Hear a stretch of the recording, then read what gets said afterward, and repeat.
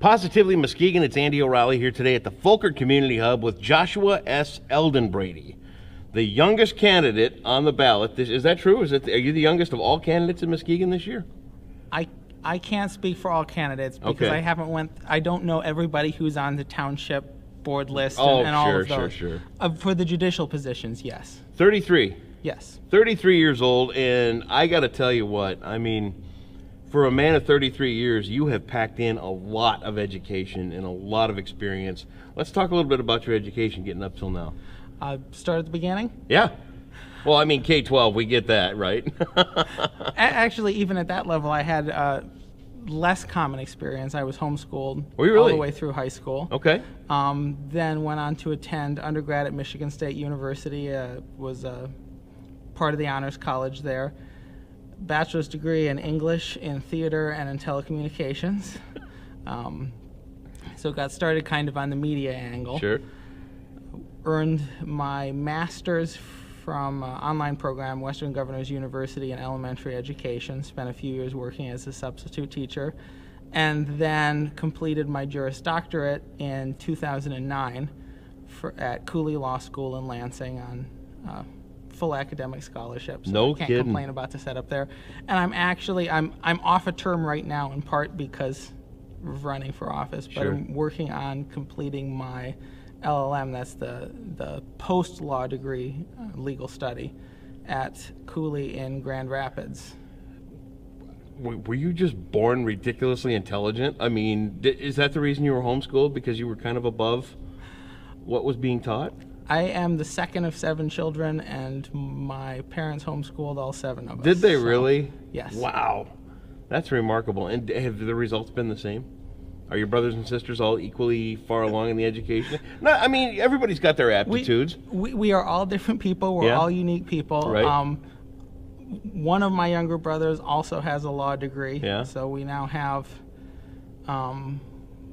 between us, we now have the 3 graduate degrees. My youngest sibling is 16, so there's a couple that still aren't to the point yet of being able to answer the question of how far they'll go with college education. That's incredible, man. What a story. I mean, and to think at 33, here you are running for district court. Talk about the district court in Muskegon. I mean, you're young. You're going to bring new ideals. You're going to bring new ways of looking at things. Tell me about your run for judge. Well, we have looking at and working in the district court system here in Muskegon.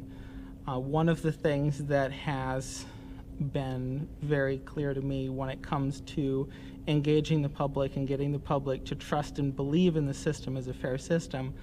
Muskegon County, about a quarter of the population lives east of Seaway, Muskegon Heights, urban area, Muskegon. Sure. We have no representation from that area on the district court.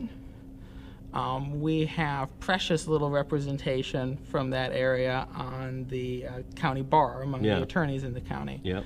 And yet, because of the issues that come in lower income neighborhoods, because of the issues of poverty,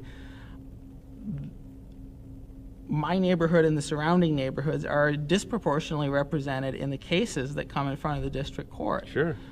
And what much of our community sees is a court system of a bunch of people who live outside, who come in and do their job and go back at the end of the day. Okay. And I don't mean that as anything personally against any of those individuals. We have some absolutely outstanding people in our court system, even some of those who I disagree with on issues. But we have a perception of it being the outsiders that affect it. And to me, I believe it's very important that our government at all levels and all parts be representative of the community. And I'm also the only candidate who lives anywhere remotely near that, that highly serviced area. I live in the east side of the McLaughlin neighborhood in Muskegon. Yep. Spent 2 years as the president of the neighborhood association, so got to see some of those issues firsthand from outside of the legal system. And to me, I think having that local representation is very important. Having somebody on the court who lives in and every day has that everyday interaction, not on the bench, not in the courthouse, but that everyday interaction outside is a very important part. Do you think that a younger person's perspective in a district court setting like you've got is an asset or a liability? Do you have a little bit of a learning curve to get through because of your age, or do you think that at 33 you're going to bring fresh ideas that, I mean, the older generation? And I ask this because I just came back from the Electric Forest Festival. I worked all weekend. There were young, intelligent, great people from every corner of the world, and it was the first time I kind of thought, all right, we're going to be okay. These kids are cool. They get it. They're younger than me, but it's okay. Do you think that your age is going to help you in this situation? I don't view it as a liability at all. Okay. Again, I think having a good wide representation Sure. on the court is an important thing, and having all of those voices and sets of experience. I would also, for those who are not familiar with the division of labor, Sure. for lack of a better term, in the court system, the district court handles eviction cases, Yep. which we have a lot of in the A lot neighborhoods, of. It's hard to watch. unfortunately. It handles misdemeanor cases. That's criminal cases where there's less than a year, Yep. or a year is your maximum incarceration time. Sure. It handles civil cases under $25,000, and it handles preliminary exams, which is deciding if there's enough evidence to go to trial before sending felony cases, over a year Sure. imprisonment cases, up to the circuit court. I think that's a very different role than where the circuit court judges are. Circuit court judges have to look at very difficult cases Very where difficult. you're looking at people who aren't ever going to get out of prison again. Yeah. So I guess I can understand how someone would look at a circuit court position and say, well, we want somebody who's got a couple more years under their belt. I'm not Sure. saying I necessarily agree that that's a requirement, Right, but I can yeah. understand that. The district court is looking at much more at that day-to-day issues. And the reality is, if you look at the people who come in front of the district court is where the 18-year-olds and the 21-year-olds and the 25-year-olds whose series of poor decisions, often not maliciously, just Right. Yeah. I mean, they're you know, kids. we all make bad decisions, Yeah. lead to them getting in trouble with the law. And I believe there's some value when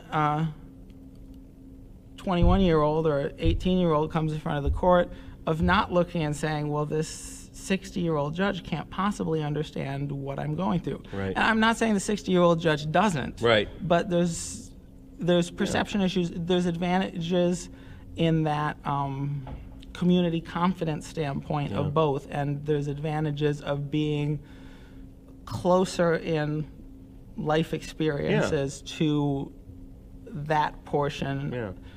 of the community that the court system serves, and that portion that we don't want to see again in that context. Well, and that's the idea of the whole court and penalty system and everything else is to catch an offender and rehabilitate them. You want to help them find a way to get out of the kind of trouble that they just got into and go on to lead a better life. I myself have had to do it. I was, in fact, again, back to the festival, I ran into the magistrate that I had to deal with up in Oceana County when I had a problem when I was younger. And you know what? He's happy that I've done what I've done with my life. They administer justice just as fair as anybody else.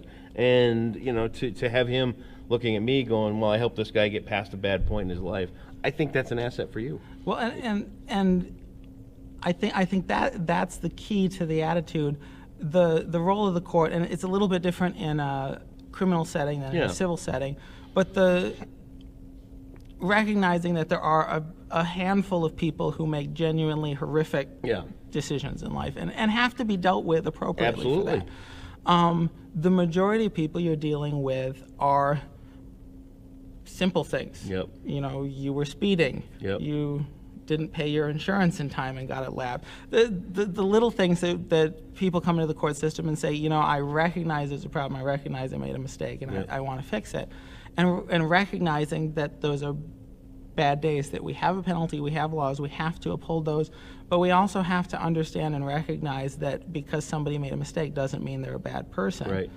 On the flip side, in the civil context, we need some acknowledgement sometimes that we're glad to see people in court. We get, and I would temper that with the explanation. We get this coverage, and we get every so often that some fight in the neighborhood turned into a brawl with knives or with guns, and people are shooting each other. Whatever. The court system exists so that when two people have a disagreement and they can't work it out, you have somebody to go to. So on top of recognizing that most people who are there aren't there because they're bad people, we need a court system that recognizes, okay, the two of you couldn't figure out your dispute. Thank you for coming here and having the respect for the court, instead of turning it into a fist fight in the middle of the street. So I think that's an equally important piece of recognizing where people are. Is it nice when people can work things out talking on their own? Yes. When they can't, we need to applaud them for doing it the right way, going to a mediator, going to somebody they trust to work it out, or if none of those work, going to the court system and being respectful and polite and peaceful and doing things the right way. And I think we need that that respect for where people are and what they're doing, and that gratitude for those who appropriately use the court system. Great ideas. And want to move forward with it. Yeah, get it behind them. Be done. So with the last couple of minutes here, talk about, say you come to my door, bang, bang, bang, you're running for district court. Give me the elevator speech. I think I've covered a lot of it already. Recap. I live 6 blocks from the courthouse. Okay. I'm one of the few attorneys who lives there, although I walk past their offices every day. And I think it is critically important that the residents of my neighborhood, the individuals in Muskegon and Muskegon Heights, that are disproportionately represented in the court docket, see that their neighborhood, their demographic is represented. I also think it is a real positive to have somebody who is younger, who has a different perspective on the court. I want to make sure that we have a court system that serves the people. That's what we're here for. Obviously, starting with the job of a judge is to follow the law.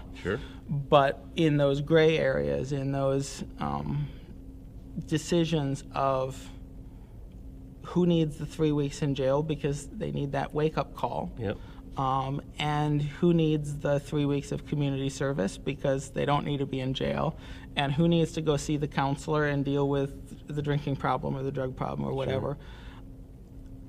Those decisions need to keep in mind the community, the reality that people are working in, and recognize that the people who come in the court are just that. They're people. They deserve respect. They deserve to have their case fully heard, even when they lose, because sometimes you're going to lose. You're still a human being. You still deserve to be treated with the same amount of respect as everybody else in the system, and I'm committed to uphold that standard and give everybody the same respect that I expect from them. Perfect. Awesome. That's a great interview. Thank you for taking a couple of minutes to come in. Josh S Eldenbrady, running for district court. You'll find all the links to his Facebook page and his website right here on Positively Muskegon. Thanks for taking a couple of minutes, man. Thank you. Absolutely.